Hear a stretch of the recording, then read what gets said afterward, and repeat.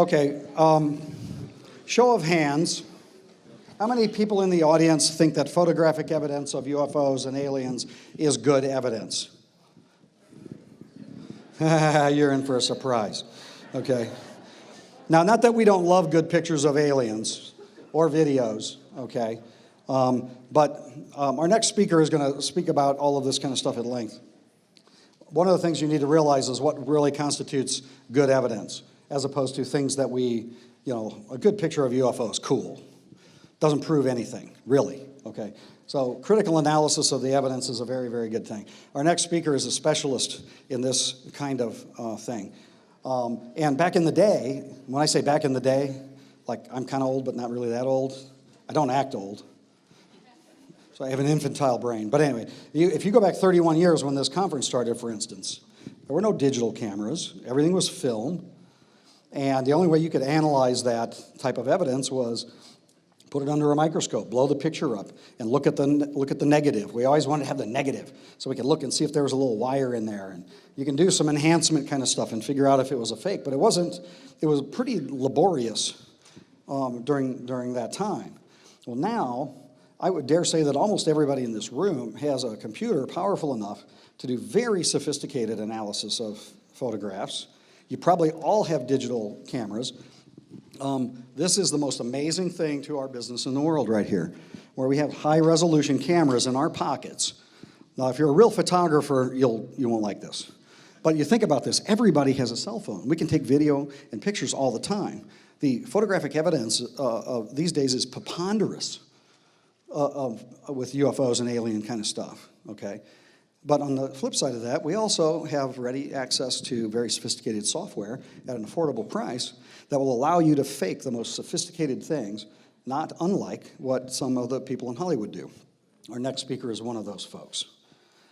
He has a degree in astronomy, and he is the Mutual UFO Network's chief photo video analyst.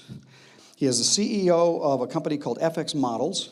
It is a model making and special effects company specializing in digital and physical models or organic special effects for the film industry.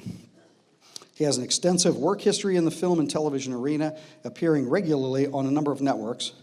His efforts creating UFOTOG 2, UFO-TOG 2, a remote UFO detection system with Academy Award-winning Douglas Trumbull, promises to bring ufology into the 21st century. I can't wait to hear about this. TV and film industry, he has appeared on a number of networks, including CNN, Discovery, Sci-Fi, History, Natural Geographic, and Science channels, performing on-camera work as a UFO investigator, scientific specialist, and photo-video analyst. In addition to such roles, he also has created visual effects, props, directs visual effects shots, and creates computer-generated imagery, or CGI, for Hollywood productions. He appears regularly on the NASA's Unexplained Files show, on the Discovery Channel show What on Earth, where they're seeking to analyze satellite imagery of strange things that are seen in like Google Maps and things like that on the Earth.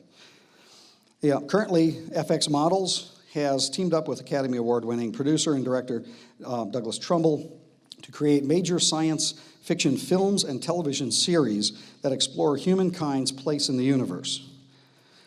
Besides his MUFON duties, he delivers many presentations around the country at UFO conferences like this, MUFON Symposium, UFO Congress out in Nevada.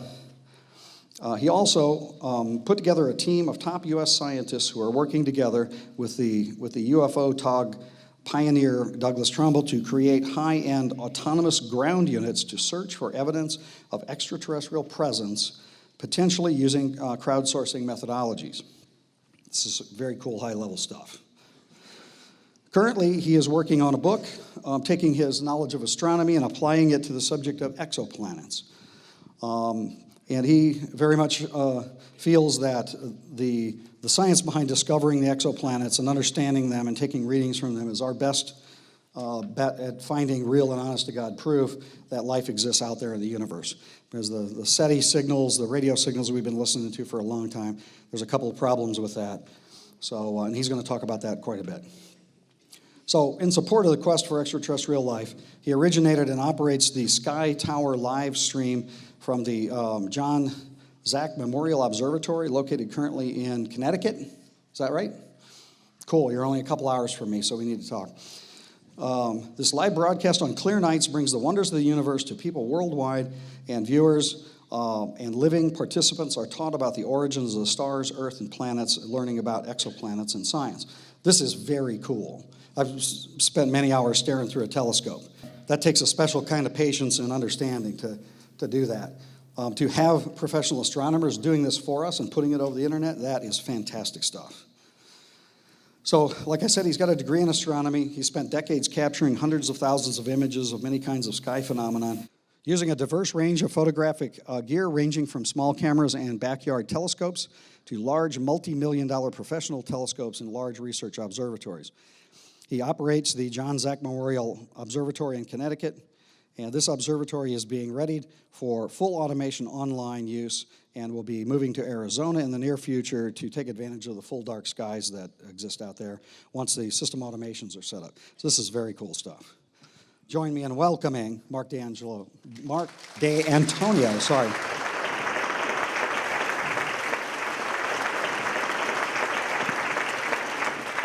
Thank you very much. Am I live? Oh, I'm live. Hi, guys. I like that. One of the things that I want to mention first before I get started is through the presentation, I may cough a little, and it's because I have a paralyzed vocal cord. Not from talking so much, although my mother would tell me it's probably a good thing, okay? But just because of a medical issue that happened. But the truth is, I'll get through it. I have my water, and everything will be fine. So, I want to talk about my specialty in astronomy, which is exoplanets. Now, exoplanets are planets around other stars. And what's neat about these is that we're finding so many more now. And they relate to our concept of alien life. And how this all comes down for all of us is that this helps us and seats in our mind that perhaps alien life and finding real alien life with beings not like us maybe, but sort of like us, might not be too far away. It might be, around the corner, so to speak. But what does that mean for us? Well, we don't really know what it means for us. And to be honest with you, I'm gonna show you. When we talk about alien life, first we have to consider our own planet, okay? And we're only a little speck in the universe. We know that. And as Carl Sagan, one of my favorite astronomers, who remembers Carl Sagan? Oh yeah, billions of people said they know him, okay? All right. And he had a famous line, says, "We're a pale blue dot," right? God, that touched me as a kid. It was like, wow, pale blue dot. And that really made me feel small. And I think that was the first realization that the universe is a big place and that most likely we're only a small piece of it. But no, we're humans. We have everything. We have Earth. We're in the center of the universe. That was prevalent, right? How long did it take for, Copernicus got in trouble, Galileo got in trouble, he got in deep doo-doo for that one, right? But the fact is, he was right. He was right. And science doesn't often, say the right thing. It kind of couches it in the proper political terminology for the time, just to sort of keep it around the authoritarian folks at the top and say, let's just say what they want to hear. And you never get the full story. When Richard Dolan did his talk, you know about that, right? You never get the full story, and we probably never will, okay? Well, as Carl Sagan said, yes, we are a pale blue dot. And, we ask, could someone find us? And, I think that it's happened before. Now, I'm an astronomer. I'm not supposed to say that. But the fact is, I can't let dogma and scientific fact get in the way of actual objective views and science data that we see. I can't let that get in the way. I have to keep an open mind. That's what this is all about, right? You're here because you have an open mind. Well, yeah, no, I'm sorry. That wasn't a listening response. I was just saying, It was a follow-on. Well, that's the kind of thing that, we should be, good at, is having an open mind. Scientists don't often have open minds. And that's a problem, But because we think it's happened before, we know that there's really no tangible evidence. I can't say, yes, this was recovered from the 47 crash at Roswell.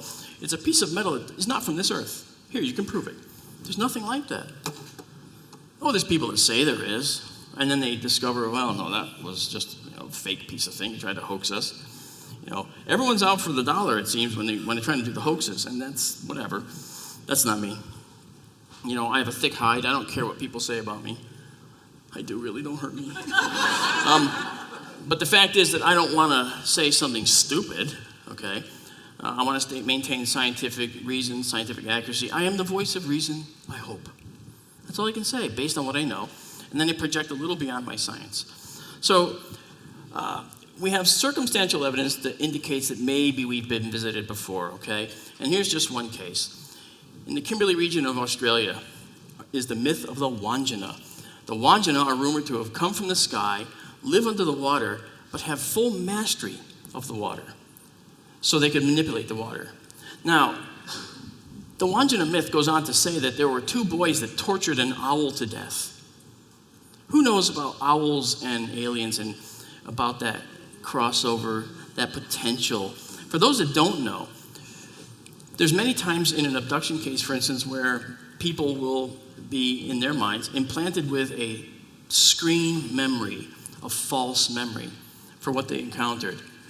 I myself, science guy, this stuff doesn't happen to me until it does. And then I sit here and struggle to, laugh it off and say it never happened, to say the thing the doctor pulled out of my sinus that disappeared a week later from a medical office in a hospital, okay, was just a coincidence, okay? I think it was more than that, And like I said, this stuff doesn't happen to you, and it doesn't happen to me until it does. So what happened was the boys tortured this owl, and of course the Wanjina, in the myth, destroyed the Aboriginal village. And my question to you is, was it an owl? See, it could have been a screen memory. Because if you look at the owl and you look at the alien, you can see there's a similarity, right? Now, this either means the owl became the alien in a myth, or the alien became the owl in a myth. Because it can go either way, as a science person, I have to say we need to investigate both sides of that. And that's where I leave that. That's for you all to do now. Homework! But you get the point. So, some of the things, too, that that we think that there's legitimate reasons that we think we've been visited, okay?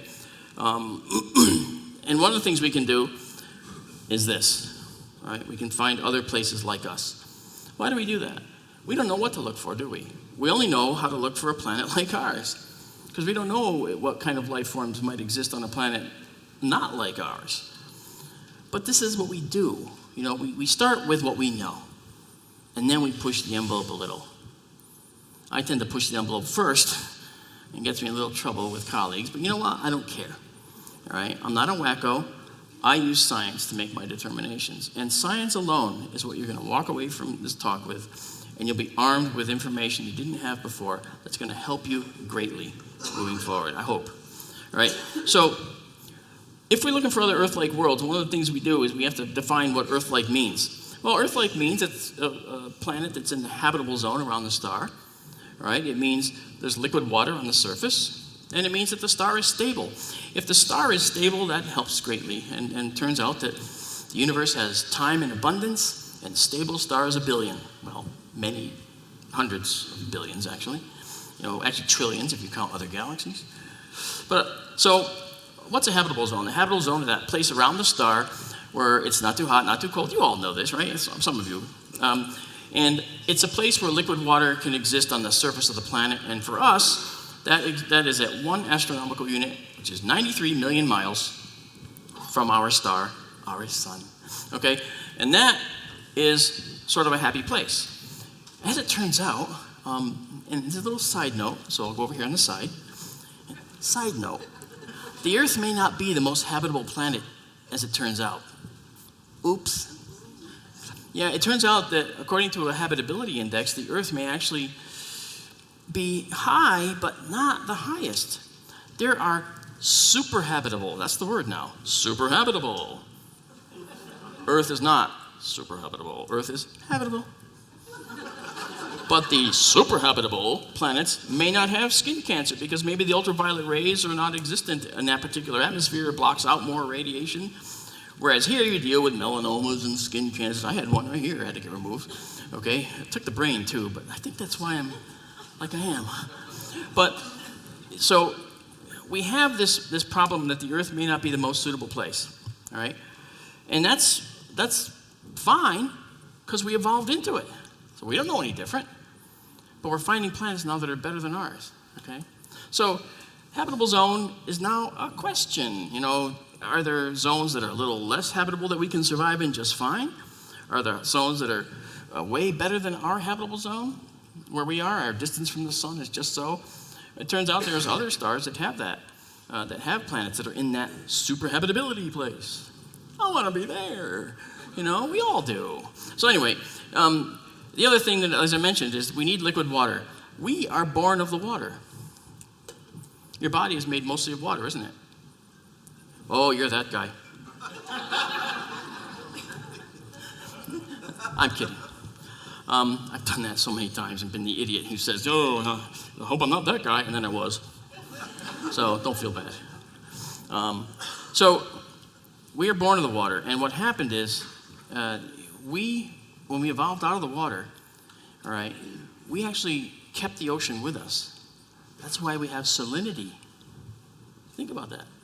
We encased the ocean within us, and now we carry a vestigial ocean every day. Hi, I'm Marc, and I have a vestigial ocean inside. It's like, ugh, is it catchy? You all have it, right? And that's the whole point, okay? Salinity is something that we all have. And it came from our exposure to being in the ocean originally. So when people say that that evolution doesn't exist, tell them to lick their skin. And I go, what? And if they're really obnoxious, say, lick your armpit. Okay, you can't. But you get close. So, but that's the point. See, that salinity is something that is a vestigial holdover from when we were ocean beings. And then we evolved out of that. Okay? Very cool stuff. So the last thing we care about is a stable star. When a star is stable, it means it doesn't have ultraviolet flares that could cause skin cancers and other cancers and strip away water molecules in the atmosphere and disassociate ozone in the atmosphere, causing the ozone layers to break down, causing more ultraviolet to come down, which would then hit the ground and sterilize more compounds in the ground and allow you see what's going on. It's a domino effect. And we have just that right amount of balance here on this planet, which, by the way, another aside, our planet is not in equilibrium. What's that mean? It means we're in disequilibrium. Oh, well, that explains it, huh? We have oxygen in our atmosphere. Oxygen doesn't want to be there. Oxygen loves to bind with everything in the ground and make new compounds. It oxidizes. So that's what oxygen likes to do. But we have an overabundance. And if it wasn't for the things that replenish it in our atmosphere, it would all be gone. And we'd be going,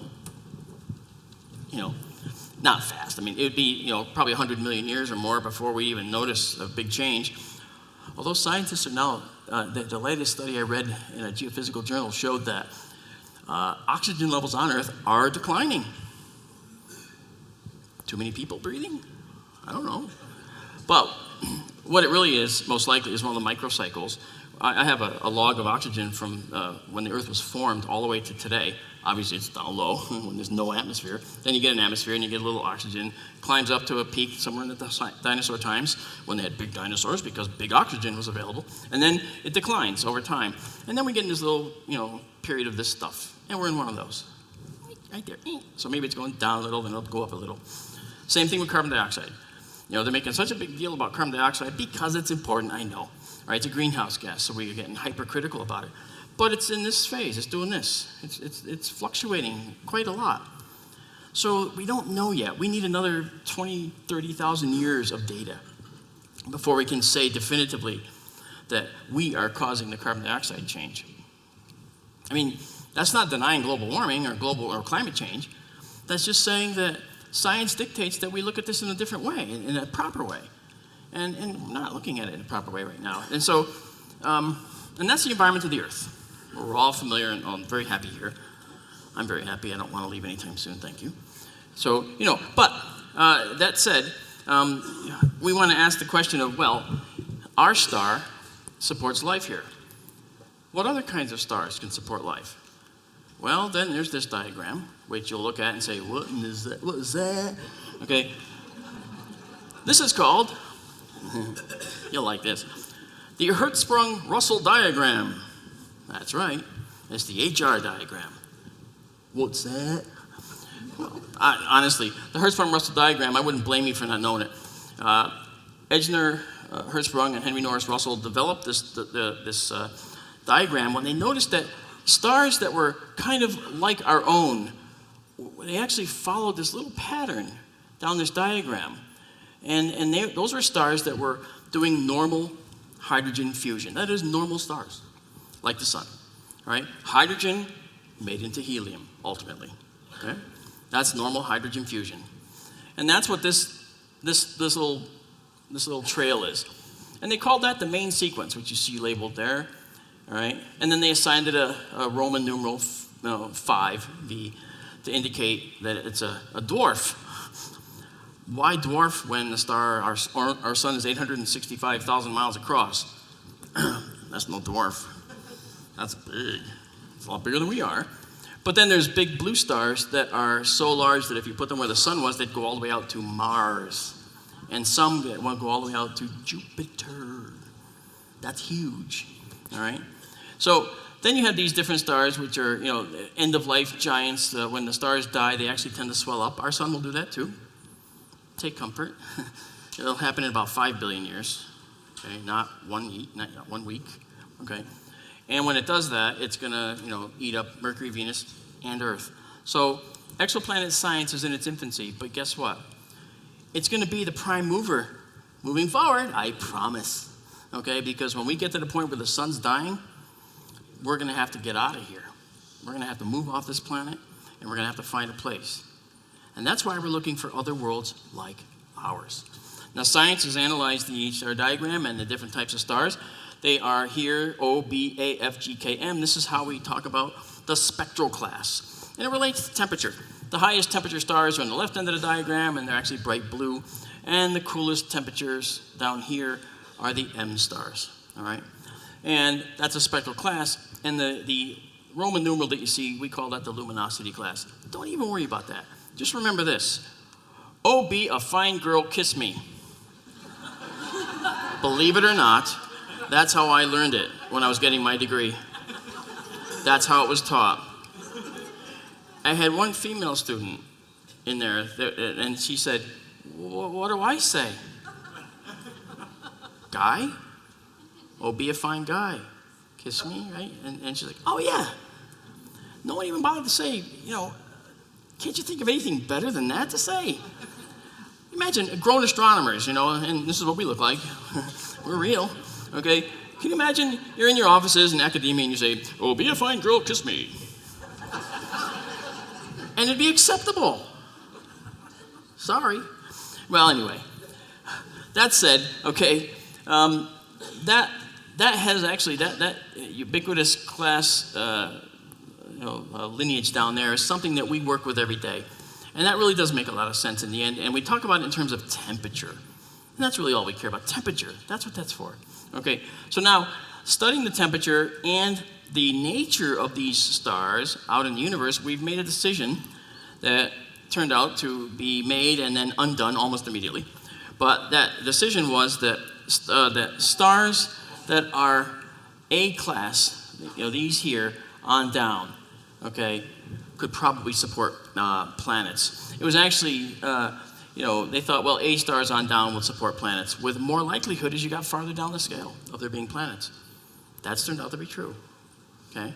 So when we look at this, we also see that B's weren't included and O's weren't. O stars are the hot, big blue stars.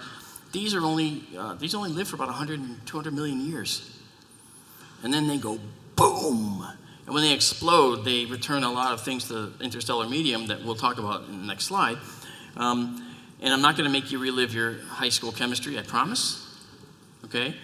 But I will just show you that as we move and talk about stars, we have to also consider this nasty periodic table. Everything you're made of was actually made inside of a star. Who knew that? Okay. Then this is news for some of you. I mean, that's important news, you know? If you go home tonight, I was made in a star, okay? And you probably get, like, punched, you know, or something. But the fact is that all of these elements we see here were forged in the hearts of stars. And that's where we get the periodic table from. Now, it stretches your ability to critically think. Mine too. When you think, well, if these elements are readily available here on our planet, it means that they were already made somewhere else and then got here somehow when the Earth was made, making, boom, planet, and has all these things in its crust. And that's true. And it's because when a supernova explodes, that stuff expands out from the star, okay, and it floods the interstellar medium. So you'd say, well, there must have been a lot of these supernova exploding star explosions to create these elements, because that's, as you can see, exploding massive stars create all these yellow ones. Okay, and then merging neutron stars, what is that? Okay, create some of these purple ones, along with dying low mass stars. Not to worry, just understand, everything in this table came from a star, made in a star. Our sun can take hydrogen and make it into helium, and maybe it could take some helium and get down to a little bit of this and maybe some of that, and probably get as far as, you know, carbon, just enough. Okay, but it doesn't have the mass to actually do any of the rest of that. It doesn't have the mass to actually go beyond that. But even the biggest stars don't get past iron. Okay, number 26 in the periodic table. If you don't think of any element other than iron, I will give you an A+ for that, although this isn't a class. And the thing is, iron at 26 is as far down the scale that you can go in the periodic table inside a star. That's because when you go to make any of these elements, every time these elements are made in a star, you take silica and you get phosphorus out of it, energy is released.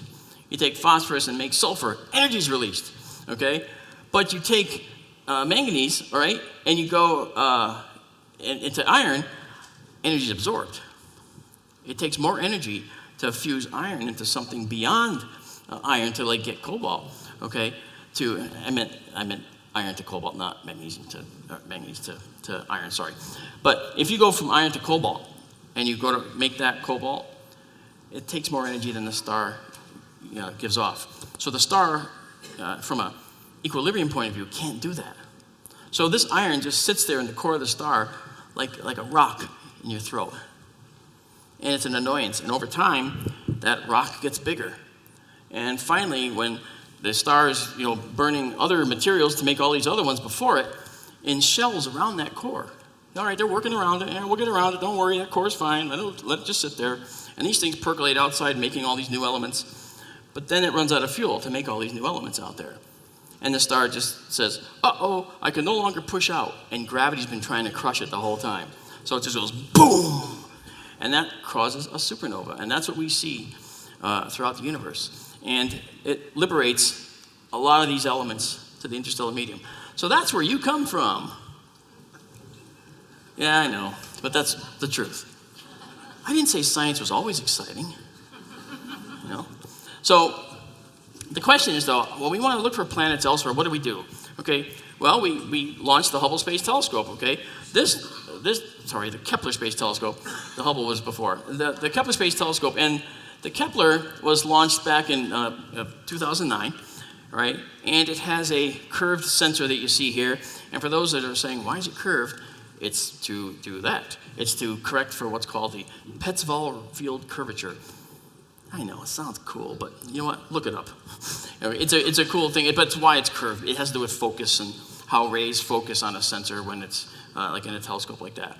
So that is something that's very fascinating to me. Now, the Kepler Space Telescope looks like this. It has all these different accoutrements, but it also has these things here, reaction wheels. What are those? Well, you don't see them here very well, but I took a photo of them for you. This, when I was working on a project, I was actually working on a satellite project because I was tasked to make very high-end engineering models of the satellites.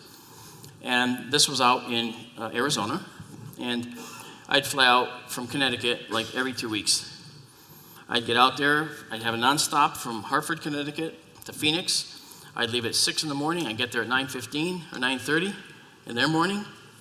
I'd work until 3:30, go to the airport, get in the plane, come home before midnight.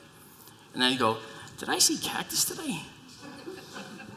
You know, and I did that for a few months when I realized, why not look at Arizona while you're there? So I ended up spending extra time and determined that that's where I'm gonna live someday. I'm gonna move everything out there. So those reaction wheels are actually spinning weights, basically, like hard drives, effectively, but they're not for data. They actually spin and they actually control with torque. They control with forces that are imparted on the structure of the satellite, where it's pointing. Very accurate, very, very accurate. So this is them close. I was actually 3 feet, just over 3 feet from the satellite when I took this photo, which is sort of a no-go. It's sort of like, no person's land. You can't go beyond that without special gear, which I had on, okay?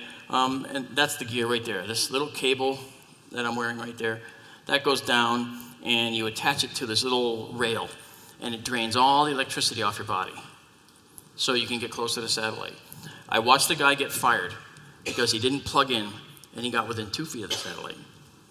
And I was like, wow, they take this pretty serious, But when you spend, $400 million on a satellite, you don't want a stupid thing like static electricity back in the construction phase causing it to go bad. That's a bad thing. So they don't play around. It's not optional gear. Now, how does Kepler work? Well, see, there's a lot of stars out there that are between us and any of the planets that circle them. Meaning, if we're out there, okay, and the star's here, sometimes a planet can come around and it'll cross the face, okay? And what you're seeing here is something we call a light curve. It means that there's a slightly diminished light coming from the star.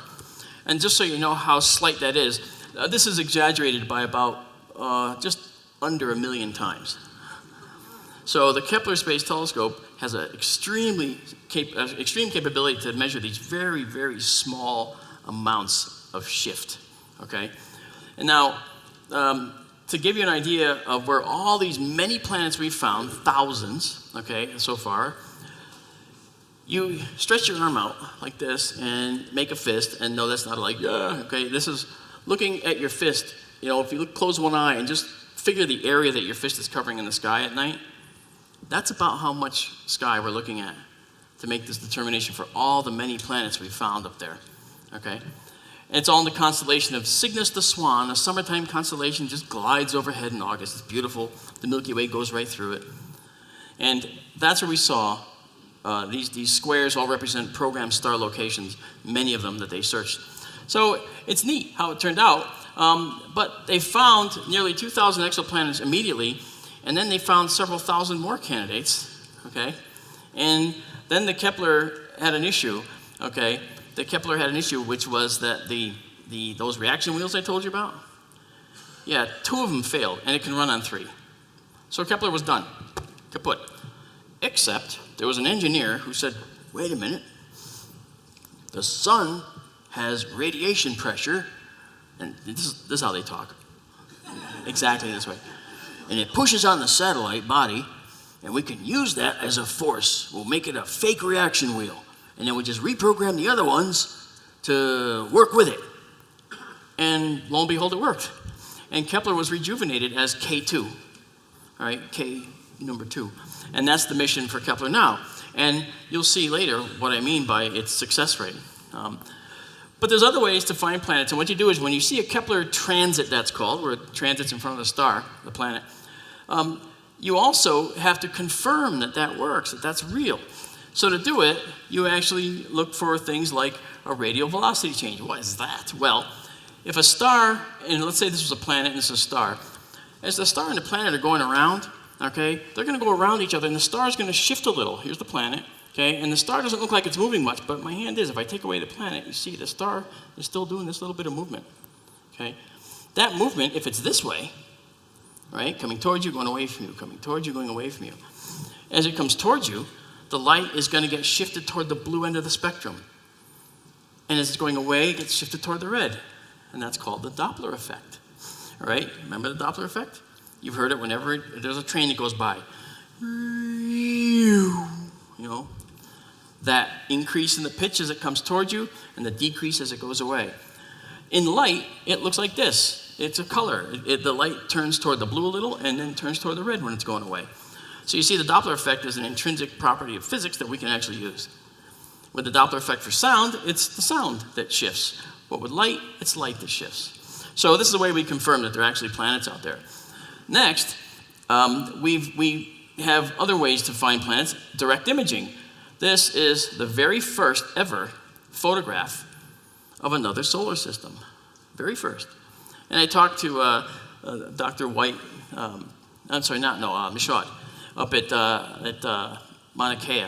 He was using the Keck telescope, the Gemini Telescope. I'll get my facts, don't worry. The Gemini Telescope was used to actually search for planets around other stars using ground-based methods. It's really hard to see things from the ground because the atmosphere is like turbulent. You know, it's like looking up through a clear lake, except the lake is made of air. It's always moving. It's always obscuring your view. And there's techniques to actually reduce that turbulence, and that technique is called adaptive optics. Some of you know about that and have heard of it, I'm sure. And by using that, we can actually see things much clearer from the ground. It took a long time to get that technology out there. But now that it's out there, if I wanted to, and you know, earlier you heard about my live stream with the observatory. It's actually Sky Tour live stream. Sky Tour, one word, live stream. And it's on YouTube at the channel. Join if you like. I'll be happy to welcome you. Okay? It's free, of course. But now, if you want to get an adaptive optics system for your own telescope, you can. It costs $50 million to do the first and probably more with research iterations. But now you can get one for $14,000. I know that's a lot.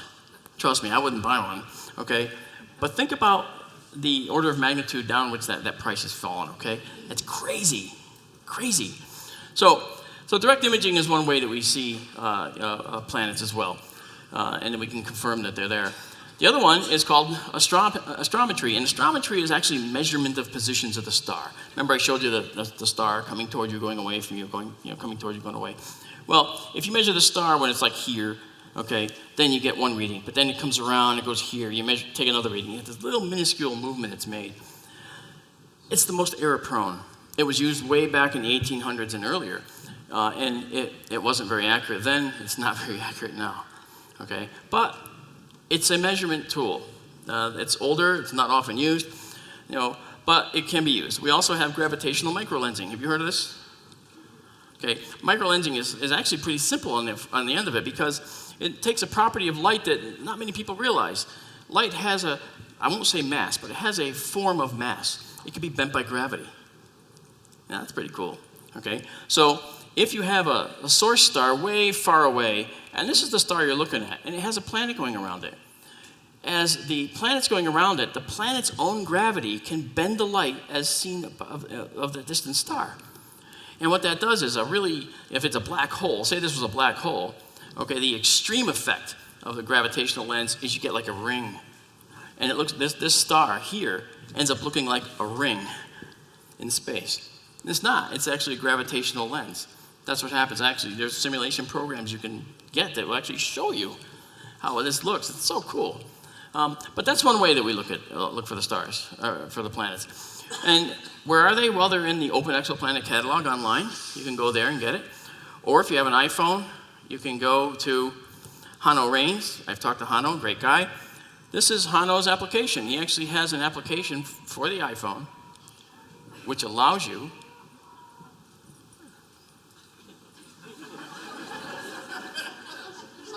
Was that a protest?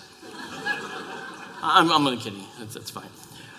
I know that you don't know me that well, but I call people out like that as a joke, not to be mean or anything. I just think it's funny because we all make that mistake. And Hannah Rain's application is called Exoplanet, and it's great. It's written for the iPhone, and you can see all the latest updates and see what's out there for these exoplanets. It's really, really good. And notice I have this one here, TRAPPIST-1.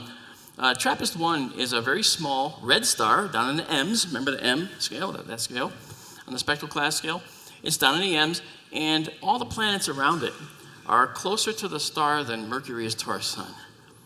But 3 of those planets are in the habitable zone, nonetheless, because the red star is only like 0.08% of the strength of our own.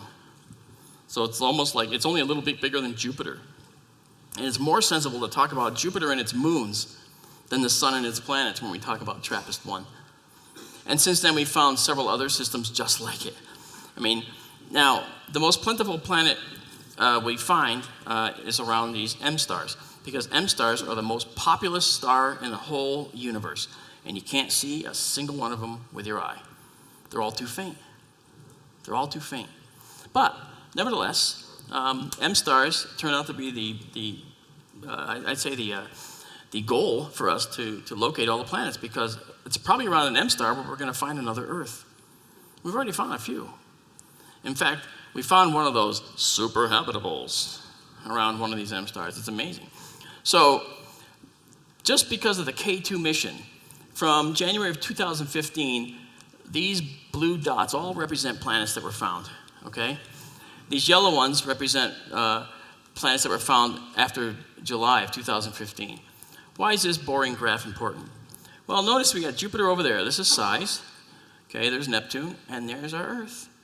You'll notice there's a cluster here, don't you? This is important. Take nothing away from here except that, all right, from this graph.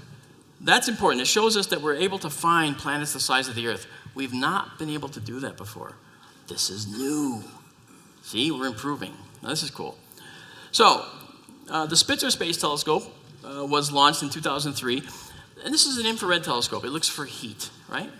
Heat is very important, okay?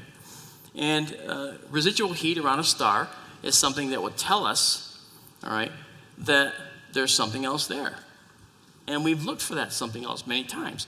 But the Spitzer only had a 2.8-foot mirror. Now, the limitation on the size of things that go up into space has always traditionally been the diameter of the rocket that we can put up into space. You can't put a spherical mirror in any way that makes that diameter any less. It's round. So, I know, put it sideways. Okay, well then it's still full length this way. Put it this way. Well, then you got this. All right, put it at an angle, but then you got this. Okay, it's the same. It's vexing. Okay? Somewhere along the diameter, the full diameter is there, so we can only get about 8 feet up into space. All right, and that's the Hubble Space Telescope. All right?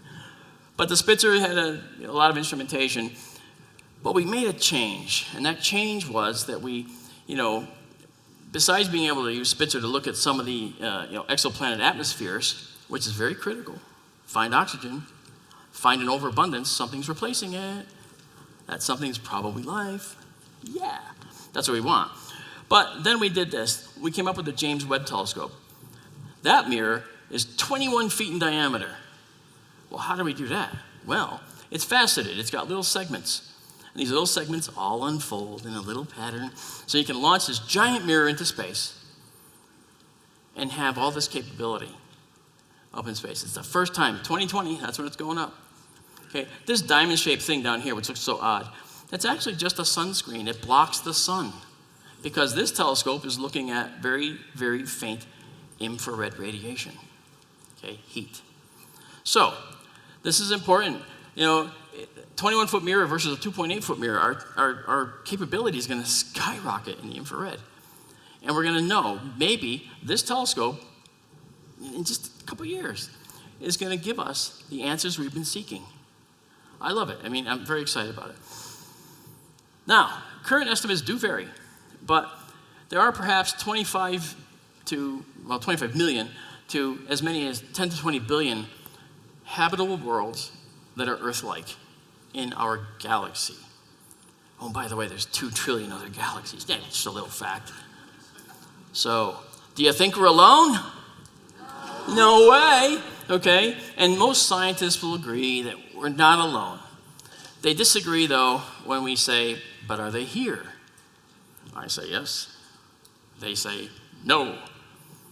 I say yes. They say no. I mean, we have that argument. We'll never know until they see them. I get that. Okay, I understand. And that's science. The stoic scientist has to say no. But guess what? There's a lot of us that are very progressive and think forward, like you. And we want to be able to find these planets out there, and we want to find alien life, and we think it's there. We just have to look for it. And we have to be willing to look outside of our comfort zone of an Earth-like world. All right? We'll get there. Because I'm telling you, like, we only just got started. You know? We've only just got started. Now, one thing I want to mention, though, is what does it mean for a planet to develop life in the universe? We only know one that has. Yeah, it's us. Who didn't know the answer to that? I was just curious. and to understand how life may have developed, I just have to, we'll do a little thing here. But I did want to just do one more thing with you, just to show you, when we talk about looking for this heat and infrared light, okay, it's very important to understand what I mean by that, okay? The telescope is very sensitive, right? It's looking for this infrared energy. You don't see infrared with your eye. That's way down in the long wavelength part of the spectrum, past the red. Red is longer wave, blue is short, okay? But the James Webb Telescope is so sensitive, it's going to be able to look at a planet out there and go, bink, aha, infrared light. This infrared light is the thing that we're after because this tells us something. Excess infrared radiation around a star is something that is actually very important to us because it tells us that something has made that excess infrared, probably planets. And guess what? I have a radio show on KGRA, which some of you know, and it's called Sky Tour Radio. Go figure, Sky Tour. Okay, well, this debris that's being illuminated by this infrared, excitable, that we see with the telescope that looks at infrared, this disk of debris around stars that we see, this stuff is important because it tells us where the planets are. Sometimes we don't see the planets, we see the debris. And that's very important. And that's why I like it, So anyway, as far as trying to understand how life may develop, we need to understand, as I say, how it happened here. And have a little way to do that with you. And it involves a pen and a roll of toilet paper. What? It's not used. It's clean. Okay? It's the other one that I used that I had to replace. Now, I do what other people don't do. I'm coming out there with you. Oh, yes, I am. Okay. I have put the entire history of the Earth on this roll of toilet paper. And we're going to unroll it. And we're going to see, and it's going to give you a perspective on our history that you probably haven't seen. It's very important to put us in the proper terminology here. House lights, please. Because if we want to understand how life developed elsewhere, or how it could develop elsewhere, we need to look at how it developed here. And that's what this is all about. You can say when you leave, I saw the coolest roll of toilet paper. And I get the toilet paper in my audience. I know, that's fun. But what I need is, I'm going to need some people to help me, and I'm going to try and stay away from the speakers directly. And so what I'm going to do is I'm going to start down that end because this is long, okay? So I'll see you guys later. But hopefully, if I can get someone down here, I can, I'm sure. We're going to start, and then I'm going to tell you what we're seeing every step of the way. All right? You want to help me? Sure. She said no, but I'm going to ask her anyway. I'm kidding. Okay, could you stand, please? I have to stand? Oh, okay, you can sit. You can sit. You're Joy? Correct. Hi, I'm Mark. Nice to meet you. Nice to meet you. Okay. You see me here before? Just now. Oh, cool. Oh, I was up there. That's right. So, let's take a look. Okay, we've got to go this way. It's upside down. There you go. Yeah, over. Yeah, and turn it over. You turn it over. Let's get it over. What are you doing? There you go. Okay. It's still upside down. What the heck? Okay, we'll go this way. So, here's what I'm going to do. I'm going to go through the history for you, put my pen in the right side, okay? And I'll just take that from you for 1 second, just for a second. See, at this end, and yeah, you know, I did have a roll of toilet paper that I actually used, and then I had to change it over because it got really ratty, as you can imagine it would, okay? And so I bought this material that's really not toilet paper, but then I drew every single sheet. This thing's 117 feet long, okay? I don't have a life. Yeah, okay, go ahead, say it. But at this end, okay, right here at this end, at sheet 298, Earth forms. Yay, okay. Thank you, Joy. And that's, yeah, okay, oh, here we go. Just, good, just drop it and let it, there you go, thank you. All right, now, over here at sheet 291, okay, the moon forms, all right? Each of these sheets is 15 million years, just so you know. Now let's go to here, and we see that at sheet 284, we have the first, well, the oldest Earth rocks ever found, okay? That's 4.4 billion years ago, okay?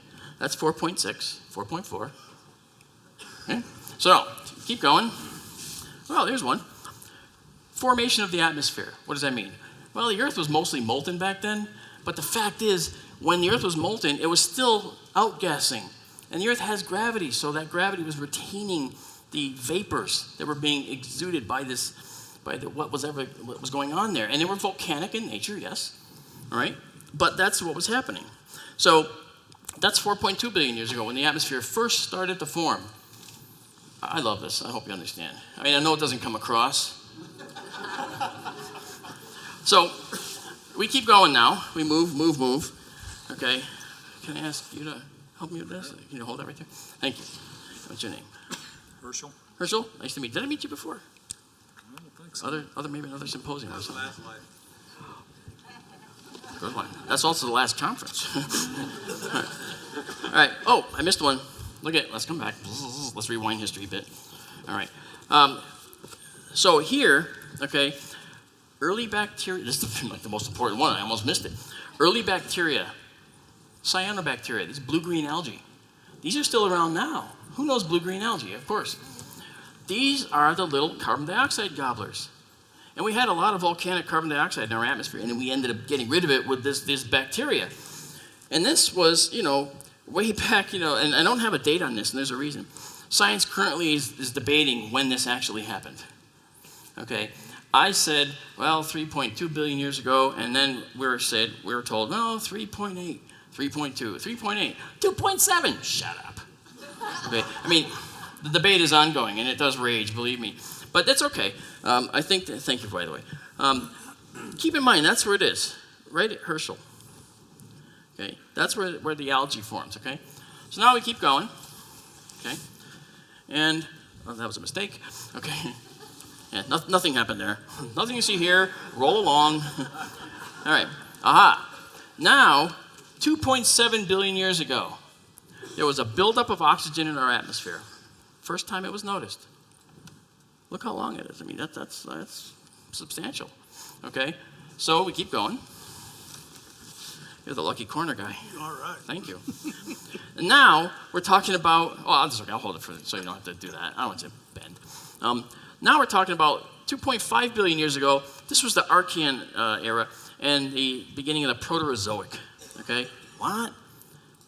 Earlier life, okay? Thank you. Just hold it right there. That's fine. You don't have to hold it up if you don't want to. Okay. Now as we come around the corner, Earth did go around the corner. That's right, it did. Okay. We come around the corner and we'll notice something. Time passes, lots of time. How you doing? You come here often? And then on sheet 90, we get to the formation of the early supercontinent called Rodinia. Okay. And that was 1.4 billion years ago. Wow.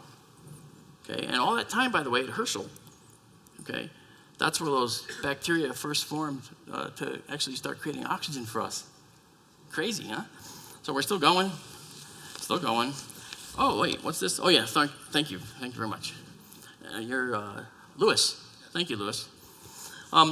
Now, 1.2 billion years ago, the first known animals. It's there, I promise, okay? It's backwards for you. It's like, that's backward, but yeah. First known animals 1.2 billion years ago. Now, Robert, you're the lucky corner man. Thank you so much. Now, as I come around, all right, we keep going, and now we get to, and this is just geologic things, okay, the breakup of the early supercontinent. It was like 800 million years ago. Oh, good, we're in the millions. You know, we must be near the end, okay? So now we keep going, and there's something you're going to notice, by the way, which I'll tell you about.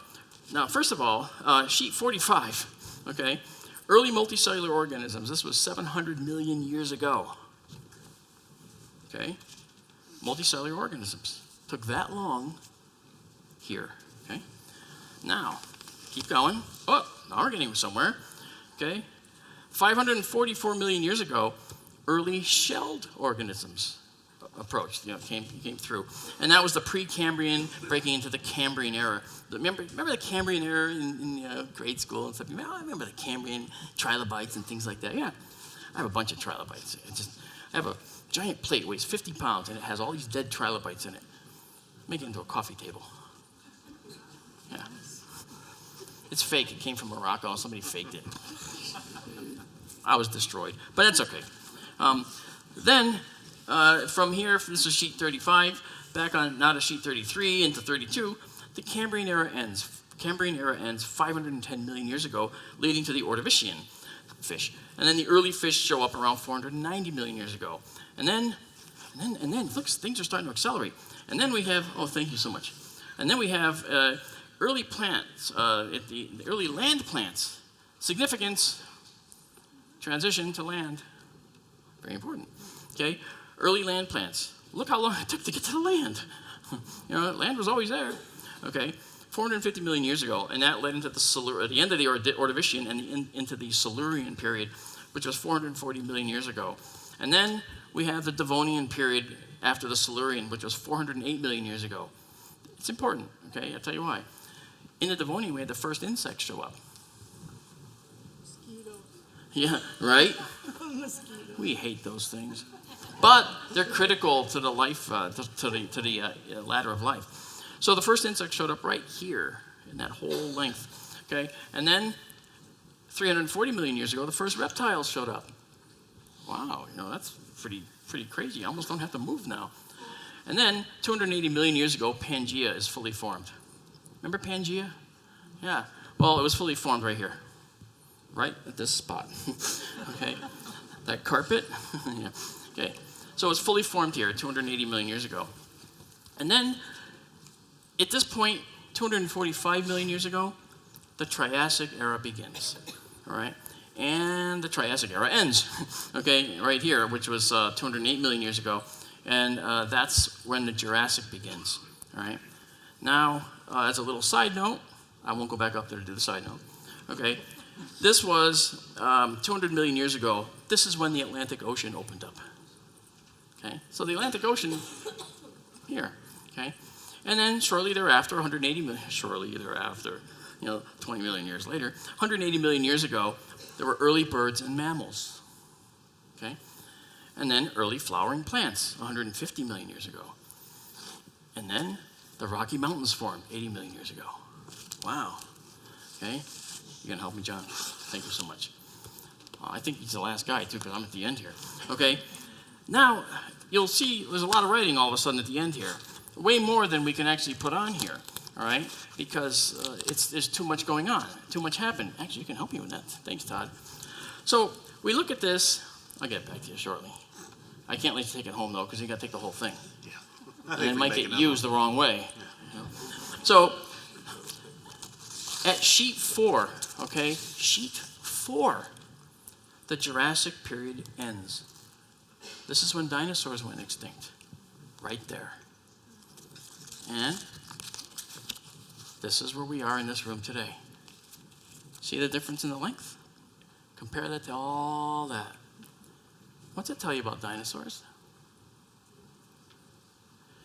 They didn't, well, they actually did. They lasted quite a long time. They are the most successful species so far on this planet, other than the earthworm. Believe it or not, the earthworm is actually the most unchanged species since its development. It's almost several 100 million years old, actually, and it hasn't changed a bit. That's pretty cool. Anyway, so all these things we see here, back, when it was 40 million years ago after the dinosaurs were extincted, okay, this is when India collided with Asia. And if you look at any subterranean oceanic map, you can actually see the skid marks, basically, where India collides with Asia, okay? I have something to say about skid marks later, but it has nothing to do with what you think. So, and this, by the way, right here, this far, is where global cooling began. Global cooling began. Okay, so it means that global cooling occurred at a time when the Earth had been warming up, all right, and then it started to cool off, all right. It might have been a million years delayed effect from the collision with the asteroid, which came from our own asteroid belt, by the way. We figured it out. It's an asteroid called the Florian asteroid, and it was actually hit off Yucatan, and geological surveys found it at the bottom there, underneath all the strata, the scar of the original impact. Now, 23 million years ago was the beginning of the Tertiary period and the end of the Cretaceous, and this is when we had the first ice at the North Pole. That's when the North Pole had ice. Okay? And then later on the last sheet, that's when Antarctica froze. Antarctic ice didn't form until right near the end here. Okay? And then shortly after that, 10 million years ago, the Red Sea opened up. We got that in the rift. Okay? And followed by Lucy, Australopithecus africanus, our ancient ancestor, 4.4 million years ago. Hi there, hi, little, about that big. Okay? That's when Lucy showed up. And then that little line right there, okay, that's us. That's when Homo erectus and Homo sapiens showed up. So you see, this is how long it took for life to develop on our planet. And when we look at this history, we look at how resplendent it is and how much there is to it. Notice at the end, it accelerates and goes exponential.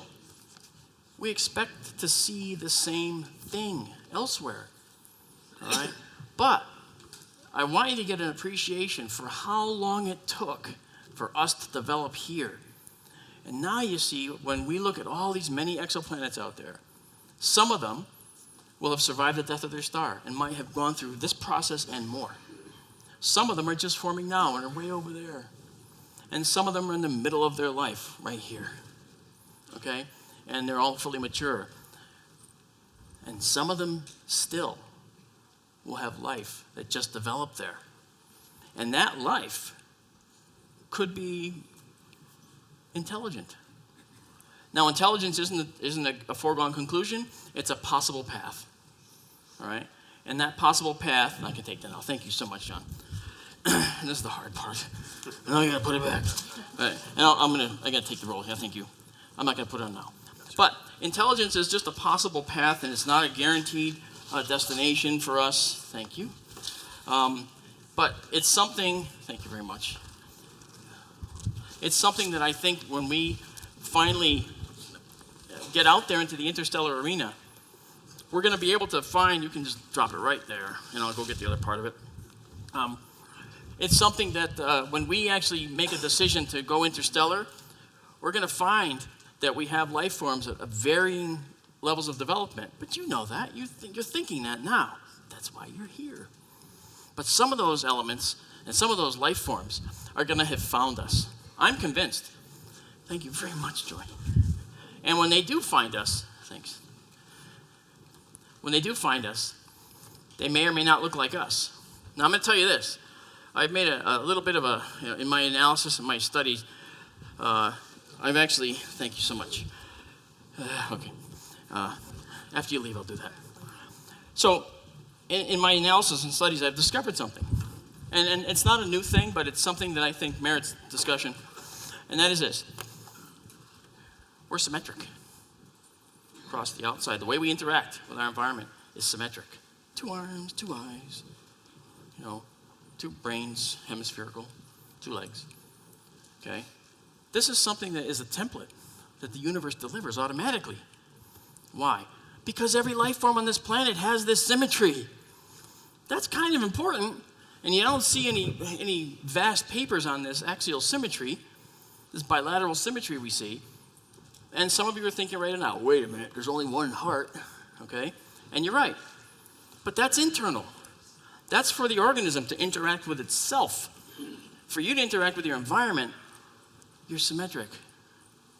That's very critical to understand. So this is something I think that matters greatly, all right? And I think that if we pursue that, we are going to find that any species that comes here is probably going to be symmetric. You can kill the house lights now, thank you. Yeah, thank you. Thanks, guys. Very helpful. So now, if we're going to find that there's beings here, if we think there's beings here, I think we actually have to pursue them. We have to try and find them. That's why you're here. And you know, you've heard in the introduction that he gave was very nice, okay? It was, yeah, he didn't have to read all that, but it's okay. The thing is, when we talk about alien beings, we talk about them being more advanced than us. By default, they will be, unless they've always been here. And they're another species we don't know. And someone's thinking Bigfoot. I know, I heard it. Over there. You in the front row with the black t-shirt. You're the one that thought Bigfoot, didn't you? It's okay. But actually, I developed an infrared drone to hunt for Bigfoot. But that's another conference, another story. So that said, you know, when we talk about alien life, it's going to be advanced. We know that actually, especially if they're going to apply the gulf between the stars and get here. We know that the fastest possible speed that it's going to take us 12 to 15,000 years to get to the nearest star, yeah, that's not going around the corner to get a coffee. We're going to go to Alpha Centauri for coffee. Okay, we'll see you in a few million years. Because you'll probably get lost along the way because it's moving. All these stars move around the galaxy. When you get there, they'll be gone. It'll be, and you'll be chasing it. Come back. That's another truth. Everything in the universe is moving. It's always in motion. And that's something else that we have to concern ourselves with. The stars we see now are not the stars that'll be in 50,000 years. That's why the North Star used to be a different star. It used to be Thuban and Draco, not the North Star. Oh, it's Polaris, the North Star. Yeah, only today, Okay, the Earth wobbles on its axis and points at a different star throughout history, all right? And so when we see that happen, we have to consider everything's in motion. So how are we going to find an advanced species to come here, that comes here? And we call that the elusive smoking gun. And this is something, no, that's not the name of the project. Okay, that's a cool name, though. The elusive smoking gun. Yeah, this is the ESJ, or ESG, ESG, yeah. Well, enter Ufotog 2. Ufotog 2 now has a new name, okay? We've discovered that anytime you have UFO in the name, people with funds run the other way. It only took us 4 years to figure that little bit out. Hey, I is smart. What can I say? But this is a new approach to help find, get real-time data that all of you can probably participate in, actually, once we get it rolling. Now, this is a system. Don't worry about all the words. You don't have to read them unless you don't want to. I'm just going to tell you briefly. This is what ufology suffers from. And that's all I'm going to say. But bad photos, poorly acquired data, and as when you heard Richard speak earlier, the lies and misconceptions that are foisted on you, the hoaxes, all that stuff. You don't know what's real, And that's what we see. We see that we don't know what's real when we look at this stuff. So that said, with all the changes, with all the things that are wrong with ufology today, I think that we can fix that. How do you fix it? You fix it with technology. I know technology isn't the answer, but guess what? Take the human mind out of the picture. I get pictures all the time, okay? Cell phone pictures. Yeah, I took a picture of the UFO.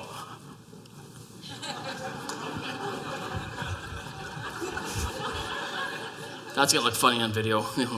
They'll take that and just that, and it's like, okay, meme that. So the point being that I get a lot of those pictures that I have to deal with, and I have ways to stabilize video, make it look stable and stuff like that, but it's not always the case that it will, all right? And we have to challenge and be able to answer the challenge of getting good data, and that's what this is all about. Ufotog 2 is the name of our project now, but it started as UFOTOG. And Douglas Trumbull, he did, Close Encounters of the Third Kind. It's probably the reason some of you are here. Blade Runner. He worked on 2001: A Space Odyssey with Stanley Kubrick. That was a long time ago. But he's just an amazing man. And he turned out to be a good friend and a UFO hunter. I was doing a show for National Public Radio. And the host walked me out of the studio and said, "I got to have you on with Douglas Trumbull next time." And I went, "What? Doug Trumbull?" I'm shaking. I'm thinking, why? Childhood idol. Remember, I have a visual effects company. Okay? And I was doing this ever since I was a kid. Grooming myself, I guess, for this. And I was all nervous. "Douglas Trumbull, why?" And the guy said, "Well, he's a UFO hunter, of course." I went home and I wrote him an email. I found an email online. I figured he'll never get it. He'll never respond. So I sent it, went up, ate lunch, came down. Douglas Trumbull. He wrote me, and I backed away from the computer, I can't touch the computer because I might see that he wrote me something because it was from him. And I thought maybe it was a message undeliverable or something, and it wasn't. It was a, "Hey, Mark." So he really wrote me. And you got to understand, I was really nervous because this guy was a childhood idol of mine. Well, anyway, long story short, he liked what I was doing. He looked at my website, which had all kinds of models and great stuff on it. And then he said, "Come on up, I think we can use it right away." And I'm thinking, UFO stuff? No, we got a commercial to do. And my wife said we can't talk about UFOs. No lie. Julie is a wonderful woman. And so I went up there and I worked on a Burger King commercial. And it was fun, okay, making all these really cool things. Because Doug thinks out of the box. Out of the box. UFOTOG was his baby. Scan the sky with a vehicle equipped for just doing that. And make sure that you can see objects in the sky that are anomalous, okay? And so what he did was he created a Humvee that had these telescopes that would come out of the top, okay? So that was like these guys. And each of these units, here's the right idea, separate individual optical systems that would actually look at one position in the sky and get data that's independent of any of those instruments, all right? So it's like having 10 sets of eyes that have little technical abilities on top of it, all right? So, this unit might have a spectroscope on the back.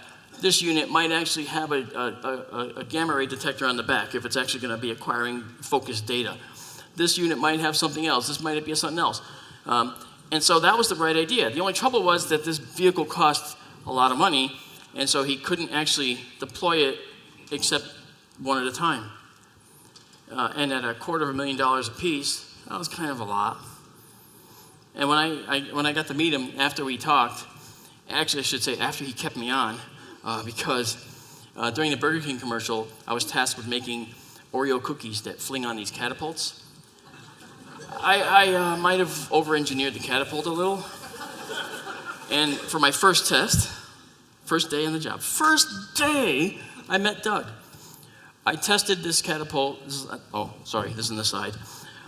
I know, I'm sorry. I tested this catapult with a wooden puck, about the same weight as these other Oreo cookies that I made. They were fake, plaster of Paris with special stuff inside to make them break apart. Because the idea was we wanted to make them all collide at the same place, and when they broke apart, we were going to film it at 1,600 frames per second. That means slow motion. And it would go boom, pow. And then we would actually put it to space music with stars in the background. And that's what Burger King wanted. I was like, yes, I get to do this. So I tested it. I said, okay, here we go. And we're going to test it. So I had the puck on there, and the catapult's going to shoot out. And I didn't like how sloppy the spring mechanism was that his son had created. And I said, I think we can do better. And when Doug came in, I said, look, there's a roll of surgical tubing over there. And I was thinking wrist rocket, whoosh, that slingshot. I'm thinking, we'll use surgical tubing, Doug, and we can make this thing work. Excellent, have at it. And he walked out. Wow, Doug Trumbull liked something I said. Yep, I was proud of myself for about 12 seconds. After I wrapped up that thing with surgical tubing, I might have been a little over eager. And when I set that thing off, I clicked the little button to fire the catapult with a wooden puck. I was like, boom, pow, right through the garage door.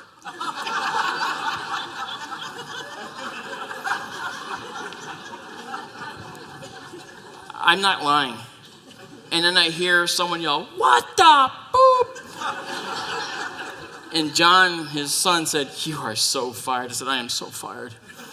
Doug walks in and says, "Who the boop went through my garage door with this thing?" And I didn't even have a chance to raise my hand. John went,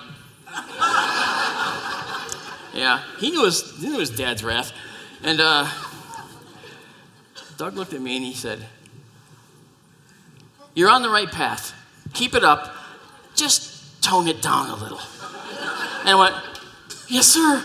He walked out and was like, "I'm so not fired." And we've been friends for 6 years. It's been wonderful. And we've done some really cool stuff together. Now, I like those little stories. To me are like, they're gems, because you never forget when people are good to you and when you've done damage to their house and they still let you in. So his original system for hunting these was really inadequate because there was only one vehicle. So enter Ufotog 2. After I more than made up for the garage door with further commercial work with him, I designed a system with Doug and a team of scientists I put together that used to work at Lawrence Livermore Labs and still do, some of them. And we came up with different instruments that we thought would be very important. Okay, we wanted to have visual cameras, infrared cameras, ultraviolet cameras. That covers the spectrum. Ultraviolet, infrared, and what we can see with our eyes, which is this. So that one camera was going to find all these things that I would get on all this, all these images and videos that I would get from people. Then we would have a gamma ray detector. Why? Well, there's a book written by my very good friend,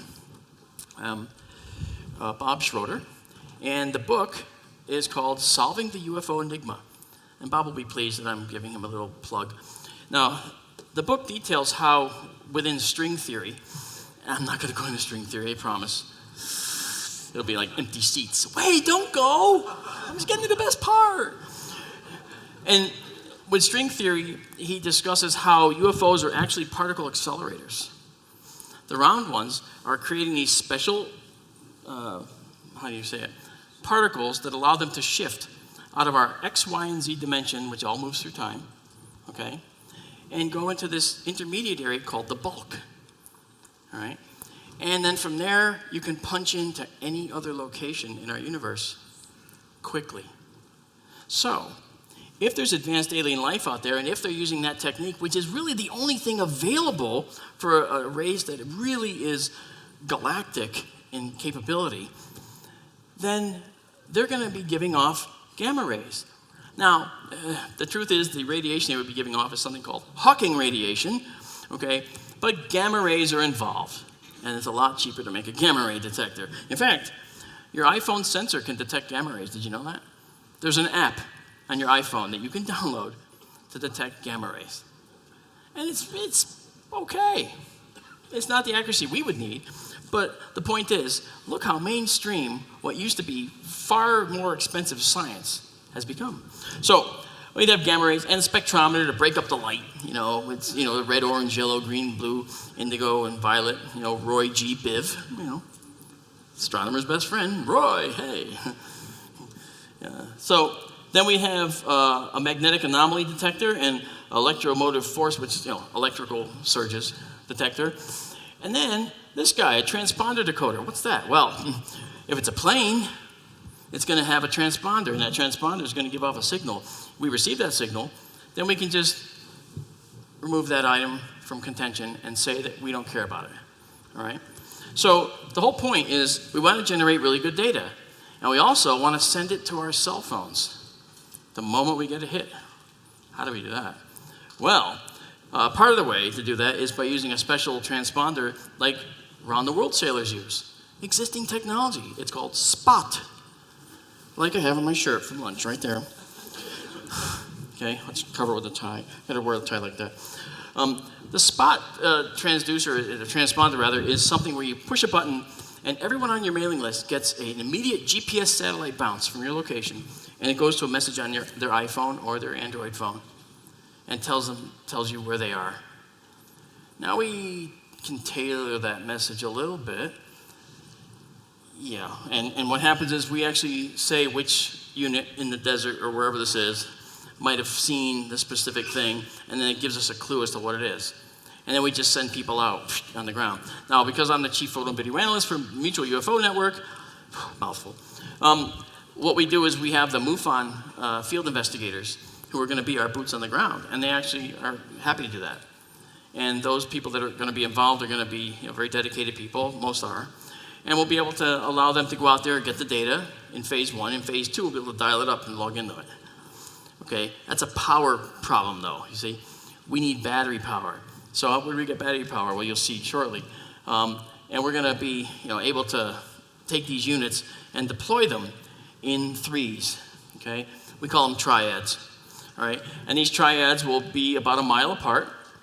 And the point of this is if this unit sees something and this unit does not, it means it's as local to this unit, okay? If both of these units see something, okay, each one has 5 or 6 different instruments. This one will see it, this one will see it, and then together they form a baseline of a mile or so, or half a mile, and now they can triangulate the distance very accurately of the object, tell us how fast it's moving, how high it is, and what it might be based on the spectral readings we're getting. I mean, we can get it all. And the unit is robotic and automated, and it will just be working all by itself wherever we develop it. So this is one unit, this is one unit, and this is one unit, so there'll be 3, okay? Now, the third unit is important because this third unit acts as the relay to the next set of 3 in which it's a part. So it'll be 1, 2, 3, 1, 2, 3, and they'll all be linked together. And that'll give us a tremendous amount of data because, like I said, each one of these has multiple instruments on board. And so we want to communicate, and we'll use cellular systems. We'll have like a track phone on each system so we can call it up and say, see anything? And of course, it's not going to respond because we won't have programmed voice by then. You just say that because it's what you think you should say. But we'll get there. And we also use that spot technology I told you about. Okay? Very important. Now, why do this? Okay, I told you about that. Why do this? Here's what the unit looks like. This is a previous iteration. We decided to take those solar panels off the unit and put them on a pole. There's a reason for that. Okay, and I was a little embarrassed when I realized why we had to do that. First of all, the power budget's going to be fairly steep. Okay, we're going to have a lot of units going all at the same time, day or night. So we're going to need to have some heavy-duty power to this thing. Okay, and there's going to be multiple instruments all on this. This is sort of Spartan. There's a spot transducer. Well, you'll see. I'll show you. And the cameras, all right? Now, the thing that's interesting about these is that, okay, we have our multispectral cameras, all right? We have our solar trickle charging. The arrow should go off the thing. It's elsewhere. It's on a post, right? And this unit's actually on, midway up or below the, on top of the post with the panels on the side, so they won't be interfering with the sun. And I'll tell you why in a sec. And then there's our spot transmitter to get the GPS bounce. Oh, that's commercial stuff. You can get it now. Put a spot transmitter in your car. I'm at the store, kids. Boom. Now they know. It's on all their cell phones. I'm coming home in 5 minutes. Now they know. Well, maybe you don't want them to know. Yeah. So then we have a cellular antenna, okay, for a track phone. And then we have, on the other side, we have the Gamma Ray Detector. All right, so we already have the Gamma Ray Detector, we have the spot transmitter, and we're working on the multispectral cameras now. The track phone's not a problem. We can do that in a heartbeat. All right, so this is, okay, and then we, of course, have a leveling leg when I thought we were going to deploy on a concrete pad or something. Well, here's what happened. You see, somewhere between figuring out where these were going to go and the logistics of actually doing it, somebody said to me, what about wild animals? Oh, I didn't think of that. What if a coyote pees on it? Oh, I most definitely didn't think of that. Can you imagine that image? That's what we'd see, in the infrared, in the ultraviolet, and in the visible range. And of course, that's why we put this thing on a post. Okay, get it off the desert floor or the floor of any place where it's going to be, so that wild animals or wild people couldn't easily get a hold of it. And this would be watching the sky day or night. And if it saw planes, like I said, the transponder decoder would say, aircraft, get rid of it. Some aircraft, though, don't have their transponders, and this is how we we would discover all those black flights. Did I tell you that the DOD actually asked for a meeting with us on this? That's true. And so far, I'm sorry, too busy. Yeah, I'm painting. I don't know what to say. So hopefully they won't take too much notice and we'll get these out there without any problem, because they do have an ability to catch, even us in the act of doing something secret. And that won't be too good. Now, I'll tell you right up front, though, I have done classified work for the government. I have worked for the Navy since 1995. But my business is FX models. But I was a contractor with the Navy, and in order to do submarine projects, I actually got a clearance, and they gave me a clearance, and now that allowed me to go anywhere to installations and work on the projects. Does that make me a shill? Nope. It gets me in trouble. And I'll tell you why. Real fast. How much time do I have? No.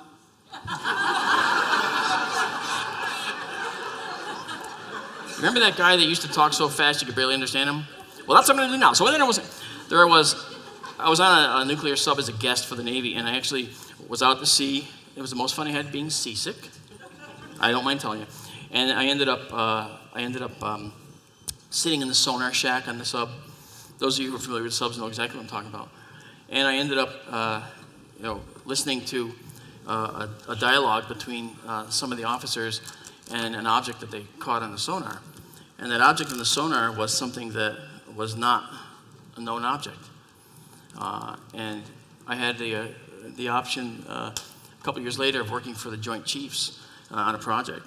And I asked one of the Joint Chiefs about this program to look for these unknown submerged objects. He could have said, I don't know what you're talking about.